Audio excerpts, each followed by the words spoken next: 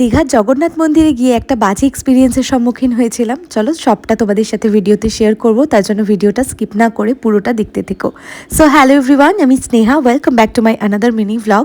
আজকের দিনটা ছিল আমাদের দীঘাতে দ্বিতীয় দিন। গতকাল রাতেই আমরা ঠিক করেছিলাম যে আজকে সকালবেলা আমরা মন্দিরে আসব। তো ফাইনালি আমরা সকালবেলা ব্রেকফাস্ট করে দেন একটু স্নান টান করে ফ্রেশ হয়ে চলে এসেছিলাম মন্দিরে। আর মন্দিরের ভিউটা নিয়ে আলাদা করে তোমাদেরকে কি বলবো, যতটা পারলাম আমি তোমাদের সাথে শেয়ার করলাম। আমার তো অসাধারণ লেগেছে মন্দিরের বাইরেটা। এরপর চলে গেলাম মন্দিরের ভেতরে। মন্দিরের বাইরেটাও যতটা সুন্দর ছিল, ভেতরটাও ছিল ততটাই সুন্দর। এরপর দর্শন করলাম জগন্নাথ দেবের। মন্দিরে ঢোকার পর থেকে আমি তেমনভাবে কোনো ভিডিও করিনি, কিন্তু যখন জগন্নাথ দেবকে দর্শন করলাম, প্রণাম করলাম, তারপরে ভাবলাম ছোট একটা ভিডিও ক্লিপস তোমাদের সাথে শেয়ার করব। ভিডিও বা ছবি তোলার জন্য আমি ক্যামেরাটা অন করার সাথে সাথেই সিকিউরিটি গার্ডদের মধ্যে আমাকে অনেকেই বলে উঠছিলেন যে আমি কেন ক্যামেরা করছি, আমার ভিডিওটা যেন আমি ডিলিট করি।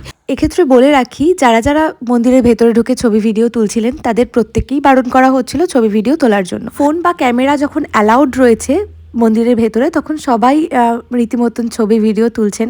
ইভেন আমাকে বারবার বলা হচ্ছিল যেন আমি ভিডিও ফুটেজটা ডিলিট করি। বাট ফোন বা ক্যামেরা যদি অ্যালাউ না থাকতো তাহলে কিন্তু কখনোই আমরা ফোনে ভিডিও করতাম না। আর যেমনটা হয়ে থাকে পুরী বা মায়াপুরের মন্দিরে, ফোন জমা রেখে তারপরেই মন্দিরে ঢুকতে হয়, তো সেটাই করতাম। এই বিষয়টা আমার কাছে খুব খারাপ লেগেছে, তাই তোমাদের সাথেও শেয়ার করলাম। তোমাদের সাথেও হয়তো এই ধরনের জিনিস হতে পারে, তাই আগে থেকে তোমাদেরকে অ্যালার্ট করে দিলাম। তবে মন্দিরের বাইরেটা যে কি ভীষণ সুন্দর। আমরা অনেকক্ষণ বাইরে এসে বসেছিলাম, তারপরে চলে এসেছিলাম হোটেল রুমে, কারণ এখন আমরা যাব সি বিচে, যার জন্য আমরা সবাই মিলে এখন রেডি হয়ে নিলাম। এবার আমরা বেরিয়ে পড়েছি সি বিচে যাওয়ার উদ্দেশ্যে। আর আগের দিনের ভিডিওতে তোমরা দেখেছিলে পেয়ারা মাখা খাচ্ছিলাম, আর সেই দিনের পেয়ারা মাখাটা এত ভালো লেগেছিল আমার, তো এই জেঠিমার কাছ থেকেই নিয়েছিলাম, তাই আবারও নিয়ে নিলাম পেয়ারা মাখা। আজকে সায়ন, রূপ, জিৎ তিনজন মিলে স্নান করবে সমুদ্রে, আর আমি দর্শক। আমি এখানে এসেছি মানে সি বিচের ধারে বসে থাকবো, জাস্ট এনজয় করব সেই জন্য। তো স্নান করার তেমনভাবে কোনো প্ল্যান আমার ছিল না। আর এই যে ভিড়টা তোমরা দেখতে পাচ্ছ, মানে আমি তো ভাবতেই পারিনি যে ডিসেম্বরের ঠান্ডাতেও দীঘাতে এত মানুষ ভিড় করতে পারে।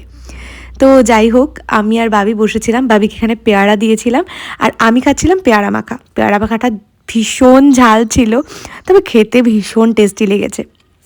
তো তারপরে আমরা একটা নতুন এক্সপিরিয়েন্স করলাম, যেই ভিডিওটা তোমরা অলরেডি একটা রিল ভিডিওতে দেখে নিয়েছো। আমরা সবাই মিলে বোট রাইড করলাম, আর অনেকটা দূর নিয়ে গেছিলো। তখন না ভীষণ ভয় লাগছিল।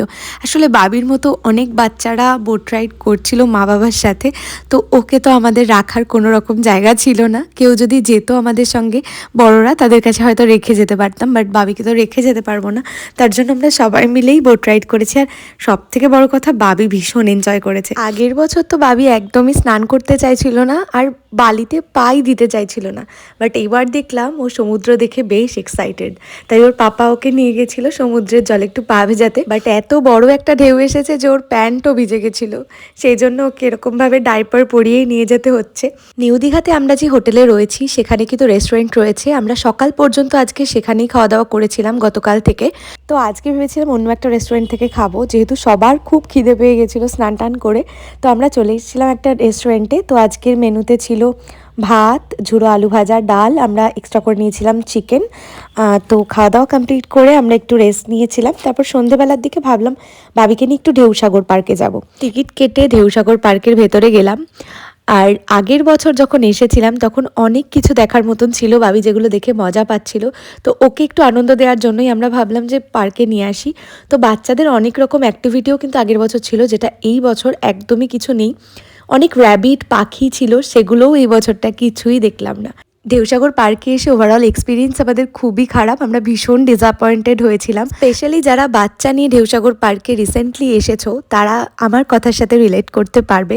তো যাই হোক, আমরা এখান থেকে একটু কর্নচাট নিয়েছিলাম, তারপরে ভাবলাম যে সি বিচে গিয়েই বসে থাকি। তো আমরা ঢেউসাগর পার্ক থেকে বেরিয়ে চলে এসেছিলাম নিউ দীঘা সি বিচে।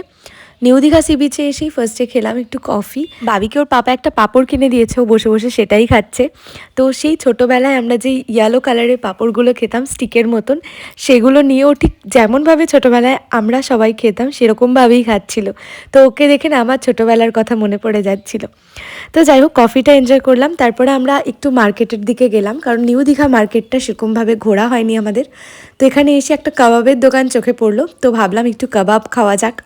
তো আমরা কাবাবের অর্ডার দিয়েছিলাম আর এখানে অনেক রকম কাবাবের অপশন ছিল। আমি নিয়েছিলাম রেশমি কাবাব। তো টুকটাক এইসব খেয়ে আমার পেট একদম ভরে গেছিল, যার জন্য আমি আর রাত্রিবেলা ডিনার সেরকমভাবে কিছুই করিনি। কারণ ওরা আজকে বললো রুটি খাবে, তাই আমরা রুমালি রুটি নিতে এসেছিলাম। সো আজকে মিনি ব্লগটা এতটুকুই, দেখা হচ্ছে নেক্সট মিনি ব্লগে। Till then stay tuned.